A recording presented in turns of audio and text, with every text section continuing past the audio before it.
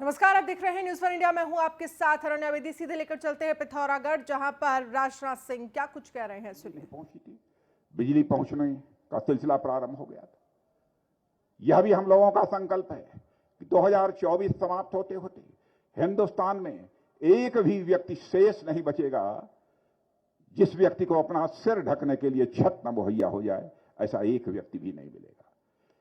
हम लोगों का यह भी संकल्प है कि 2024 समाप्त होने के पहले ही ऐसे हालात पैदा हो जाएं, कोई भी गरीब से गरीब व्यक्ति भी यदि बीमार पड़ता है, इलाज के अभाव में उसे दम न तोड़ना पड़े, एक ऐसी मुकम्मल व्यवस्था की जानी चाहिए। इसीलिए हेल्थ कवर आयुष्मान भारत योजना प्रारंभ की है हम लोगों ने, यानी प्रतिवर्ष 5 लाख रुपए तक का मुफ्त इलाज होगा और एक वर्ष में यदि वह बीमारी ठीक नहीं होगी तो दूसरे वर्ष भी 5 लाख रुपए में उसका मुफ्त इलाज होगा। यह है आयुष्मान भारत योजना। हर किसान के खाते में 6,000 रुपया सीधे पहुंच रहा। हम लोगों का यह भी संकल्प है कि 2024 समाप्त होते होते हर घर जल मिलना चाहिए, और हर घर जल जो मिलना चाहिए वो नल के माध्यम से जल मिलना चाहिए। हर घर में नल और हर घर में जल पहुंचने का संकल्प यह भी हम लोगों ने कर रखा है। बहनों भाइयों, बड़ी से बड़ी चुनौती हो, यदि करने की इच्छा है, दृढ़ इच्छा शक्ति है, चुनौती पर विजय प्राप्त की जा सकती है। कोविड का इतना बड़ा संकट था, इतनी बड़ी महामारी थी। आपने देखा अमेरिका, ब्रिटेन, फ्रांस, रूस जैसे देशों की हालत क्या थी, घुटने टेक दिए। लेकिन यहां पर कोविड की चुनौती को जिस रूप में हम लोगों ने उसे स्वीकार किया, उस पर विजय प्राप्त की, उसकी सराहना भारत में हो अथवा न हो, लेकिन दुनिया के दूसरे देशों में भी उसकी सराहना हो रही है। मैं आपको याद दिलाना चाहता हूं, सामान्यतः जब कोई आपदा इसकी स्थिति न हो, ऊर्जा मंत्री आदरणीय केदार जोशी जी, नगर पालिका के चेयरमैन भाई राजेंद्र रावत जी, जिला महामंत्री भाई बसंत जी, भाई महिमन जी, हमारे कोषाध्यक्ष पुनीत मित्तल जी, एवं हमारे जिनके कारण से, जिनको आज जिनके स्मरण के लिए हम सब लोग इस कार्यक्रम में उपस्थित हुए हैं, ऐसे हमारे सभी शहीदों के परिजन, हमारे उनके माता पिता, उनके पारिवारिक जन, सभी हमारी वीरांगनाएं और कार्यक्रम में आए हुए बहुत बड़ी संख्या में हमारे सभी पूर्व सैनिक उपस्थित, हमारे सभी बड़े बुजुर्ग, माताएं, बहनें, मेरे नौजवान साथियों, मैं सबसे पहले तो हमारे उन सभी शहीदों को मैं नमन करता हूं जिन्होंने देश की एकता के लिए, देश की अखंडता के लिए, देश की रक्षा के लिए अपने प्राणों का बलिदान दिया है। आज मेरा सौभाग्य है कि मुझे जिस जनपद में मैं पैदा हुआ हूं, जहां मैंने जन्म लिया है, उस सौर घाटी की धरती को नमन करने का अवसर मुझे मिला है। आज के इस अवसर पर मैं हम सब के मध्य में भारत सरकार के रक्षा मंत्री, जो हमेशा जब से वो रक्षा मंत्री के रूप में काम कर रहे हैं, लगातार सैनिकों के लिए एक के बाद एक नए फैसले लेकर सैनिकों का उत्साह बढ़ाने का काम कर रहे हैं, सैनिकों का मनोबल बढ़ाने का काम कर रहे हैं। कभी इस सीमा पर, कभी उस सीमा पर, कभी -डिग्री तापमान में जा रहे हैं, आज हम सब के मध्य आए हैं। मैं चाहूंगा एक बार जोरदार तालियां बजाकर सारे लोग उनका अभिनंदन करें। पिथौरागढ़ जनपद हमेशा से ये रणबांकुरों का क्षेत्र रहा है। ये वीर भूमि पिथौरागढ़ है और देवभूमि पिथौरागढ़ है। पूरे प्रदेश के अंदर जिस प्रकार से हमारी सेना के अंदर तादाद है, जिस प्रकार से हम इसको सैनिक बाहुल्य प्रदेश कहते हैं, पूरे हिंदुस्तान के अंदर उत्तराखंड को सैनिक बाहुल्य प्रदेश के रूप में जाना जाता है, उसी प्रकार से पिथौरागढ़ को वीर भूमि के नाम से जाना जाता है। आज हम सबका सौभाग्य है कि हम ऐसे सैनिकों का, ऐसे उनके पारिवारिक जनों का हम यहां पर सम्मान कर रहे हैं। निश्चित रूप से हम उनका सम्मान नहीं बल्कि उनको सम्मानित करके हम सब स्वयं सम्मानित हो रहे हैं। भाइयों बहनों, 4 जुलाई 2021 से एक सामान्य से परिवार में पैदा हुए, आप सबके बीच में पैदा हुए एक सैनिक के पुत्र को मेरी पार्टी ने मुख्य सेवक के रूप में काम करने का अवसर प्रदान किया है। तब से लेकर आज तक लगभग 4 महीने से कुछ अंतराल ज्यादा बीता है और मैं आपको बताना चाहता हूं कि हमने 4 महीने के कालखंड में 400 से भी अधिक फैसले लिए हैं। हर क्षेत्र में फैसले लिए हैं। पहले दिन से हमने फैसले लिए हैं। पहले दिन हमने जो हमारे अतिथि शिक्षक थे, जो लंबे समय से संघर्ष कर रहे थे कि उनका मानदेय 15,000 से 25,000 होना चाहिए, हमने पहली कैबिनेट में उनका मानदेय बढ़ाने का फैसला किया और उसका शासनादेश भी निकल गया। इसी प्रकार से लंबे समय से आप सबके बीच में से बात आती थी कि सरकारी नौकरियों में भर्ती रुकी हुई है। हमने 24,000 के 24,000 पद भरने का निर्णय लिया और अभी तक आधे पदों में भर्ती की प्रक्रिया प्रारंभ हो गई है। हमारा लक्ष्य है कि आने वाले 2, 3, 4 महीनों में सारे के सारे पद भर दिए जाएं और उस दिशा में तेजी से काम चल रहा है। हमारे सामने बहुत सारी समस्याएं थी। हमारी आंगनबाड़ी बहनों की अलग समस्याएं थी। उनके बीच में से लगातार मांग उठती थी कि उनका मानदेय बढ़ाया जाना चाहिए। हमने उनकी मानदेय बढ़ाने का भी काम किया हमारी सरकार ने। इसी प्रकार से आशा बहनें, उनके बीच में से भी लगातार ये मांग उठती थी कि उनका मानदेय कम है। हमारी सरकार ने उनका मानदेय बढ़ाने का काम किया है। बिजली कर्मचारियों, चाहे सरकारी कर्मचारियों, चाहे उपनल के कर्मचारियों, हमने सबके लिए बीच का रास्ता निकाला है। हमारे ग्राम प्रधानों का भी हमने मानदेय बढ़ाने का काम किया है।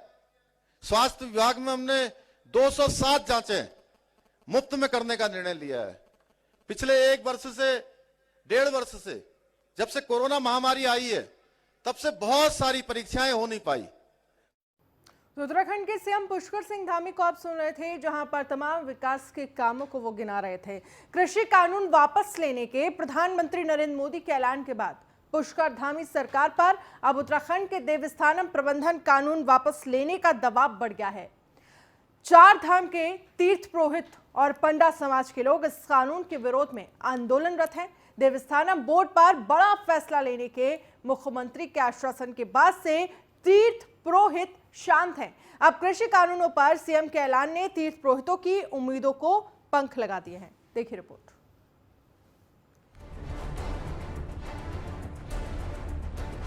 उत्तराखंड की बीजेपी सरकार चुनावी साल में 2 अहम कानूनों पर घिरी है।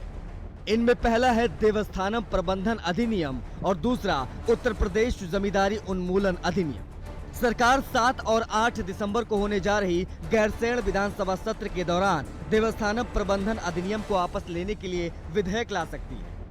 केदारनाथ में पीएम नरेंद्र मोदी के कार्यक्रम से ठीक पहले तीर्थ पुरोहितों की नाराजगी को थामने के लिए मुख्यमंत्री पुष्कर सिंह धामी को मैदान में उतरना पड़ा था। कैबिनेट मंत्री हरक सिंह रावत और सुबोध उनियाल ने भी मोर्चा संभाला था। तभी मुख्यमंत्री ने 30 नवंबर तक देवस्थानम प्रबंधन कानून पर बड़ा फैसला होने के संकेत दिए थे। कांग्रेस प्रदेश अध्यक्ष गणेश गोदियाल का कहना है कि देवस्थानम बोर्ड पर राज्य सरकार निर्णय ले, नहीं तो कांग्रेस सत्ता में आते ही ये व्यवस्था समाप्त कर देगी। हम सब ने भगवान बद्र विशाल से वही कामना की कि जिस प्रकार हम मांग करते आ रहे हैं, प्रभु से प्रार्थना करते आ रहे हैं कि प्रभु सबको सम्मति दे, और उसका ये परिणाम सामने आया कि आज तीनों कृषि कानून रद्द करने की बात सामने आई है। उसी प्रकार भगवान आगे सद्बुद्धि देंगे और ये सरकार, ये जो देवस्थानम बोर्ड का इन्होंने जबरदस्ती हमारे लोगों के खिलाफ कानून बनाया है, इस कानून को रद्द करेंगे। अगर ये नहीं करेंगे तो हमने भगवान बद्र विशाल जी के सामने संकल्प लिया है कि हमारी सरकार बनते ही हम पहली कैबिनेट की बैठक में इस कानून के निरस्तीकरण का प्रस्ताव लाएंगे।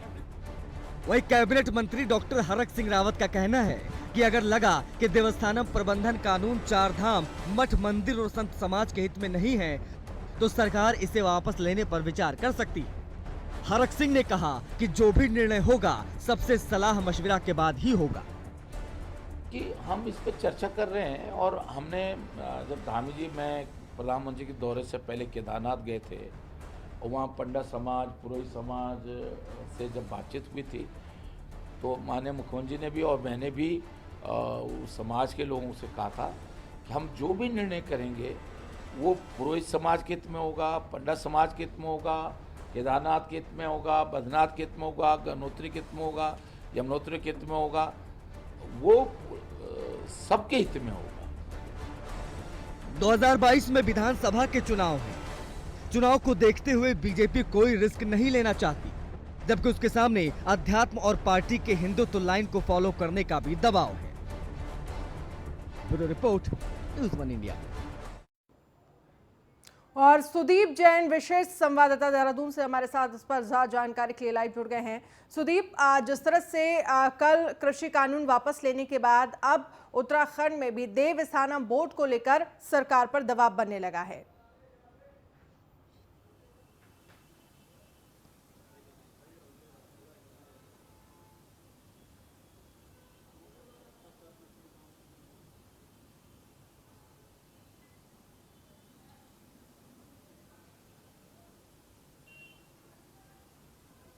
वो दुनियाल भी मौजूद थे।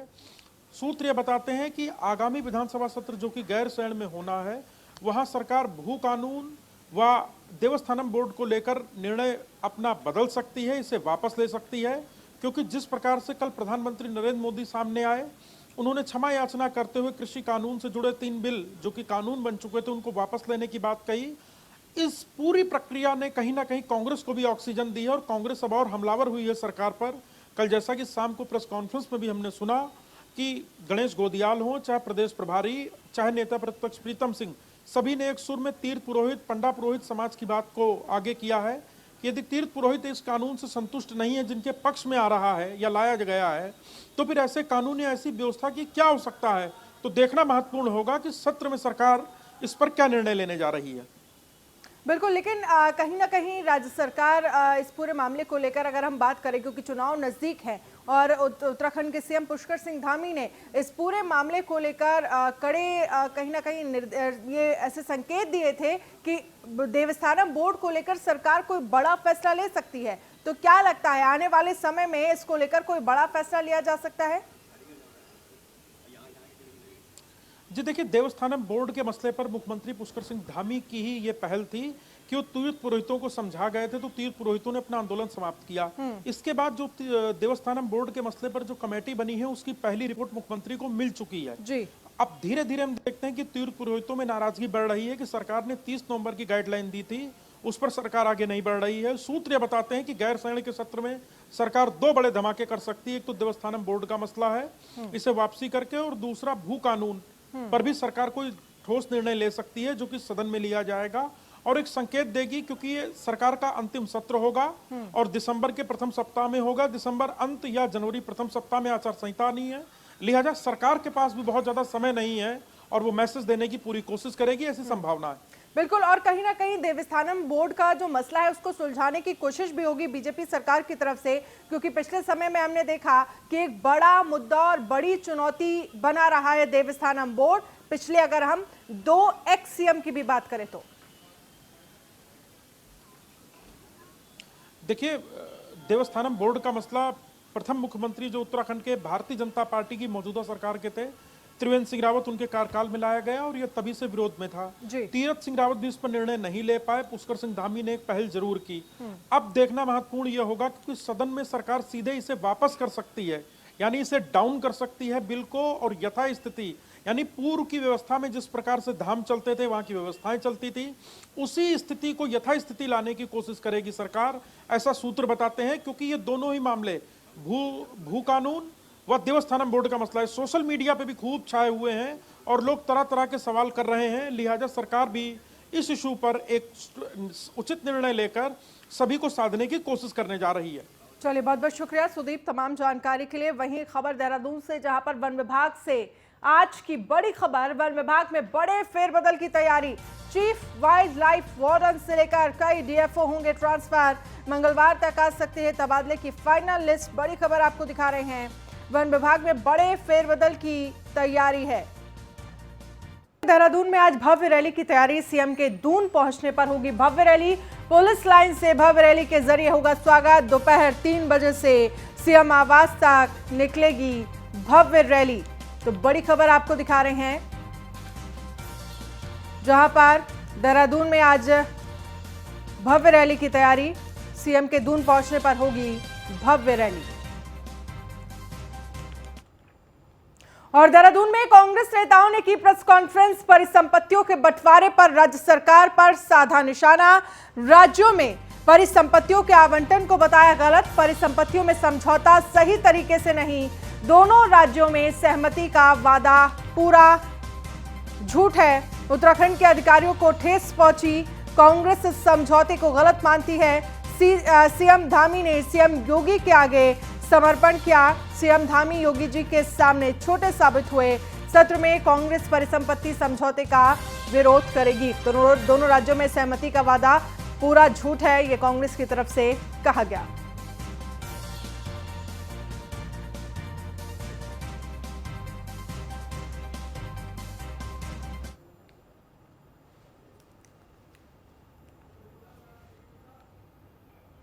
तो कांग्रेस इस समझौते को गलत मानती है।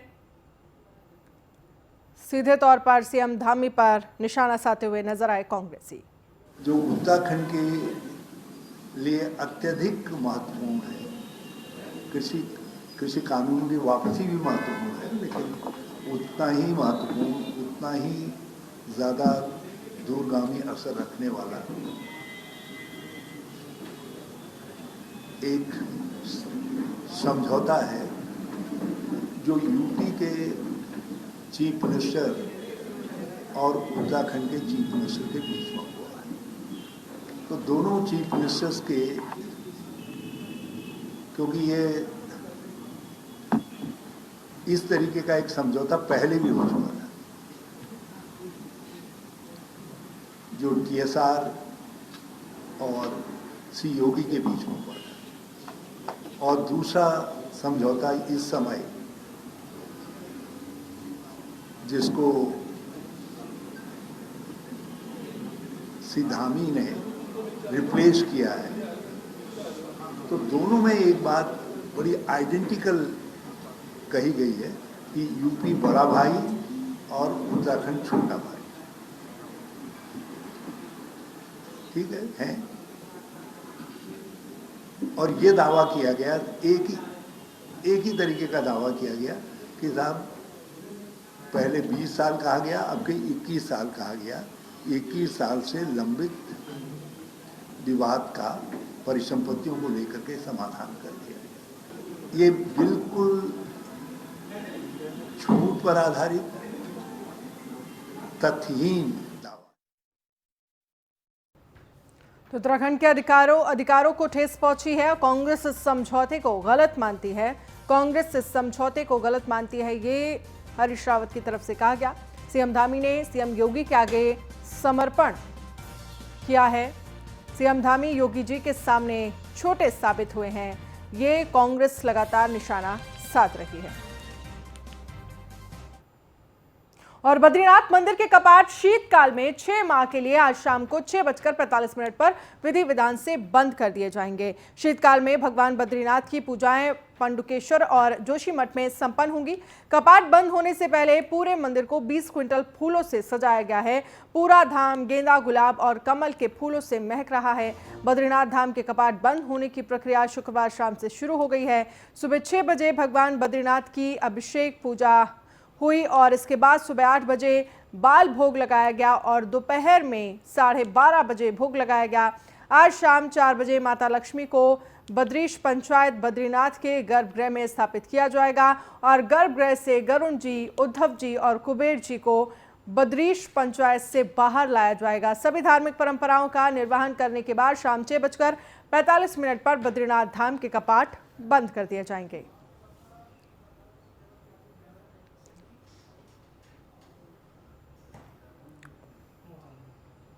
और चलिए आप प्रवक्ता क्या कुछ कह रहे हैं, सुनिए। और पुरोहितों को सिर्फ और सिर्फ लंबा समय देती रही है। पहले वाले जो मुख्यमंत्री थे वो तो सीधा सीधा कहते थे नहीं नहीं, चारधाम देवस्थानम बोर्ड बिल्कुल सही है, उसे नहीं हटाया जाएगा। लेकिन वो मुख्यमंत्री भी शायद इसीलिए चले गए क्योंकि उन्होंने चारधाम देवस्थानम बोर्ड नहीं हटाया। उसके बाद दूसरे मुख्यमंत्री आए, उन्होंने भी सिर्फ और सिर्फ वादा किया कि इसको देखेंगे, लेकिन किया कुछ नहीं। फिर आज वाले जो मुख्यमंत्री हैं उन्होंने भी लगातार समय दिया है देवस्थानम बोर्ड पर, समिति बनाई और समय दिया है, वो समय पूरा हुआ, उसके बाद भी कुछ नहीं हुआ और फिर से एक नया समय उन्होंने दे दिया है। जबकि हमारे हक हकूकदारी और पुरोहित समाज के सारे लोग लगातार आंदोलनरत रहे। आप सभी को मालूम है कि किस प्रकार से पुरोहितों को अपने खून से चिट्ठियां तक लिखनी पड़ी माननीय प्रधानमंत्री जी को कि देवस्थानम बोर्ड भंग कर दीजिए। लगातार विरोध जारी रहा उनका। आपने देखा होगा कि कई लोग वहां गए, उनका भी विरोध हुआ। साथ में जो पूजा थी वो भी गंगोत्री में बात हुई।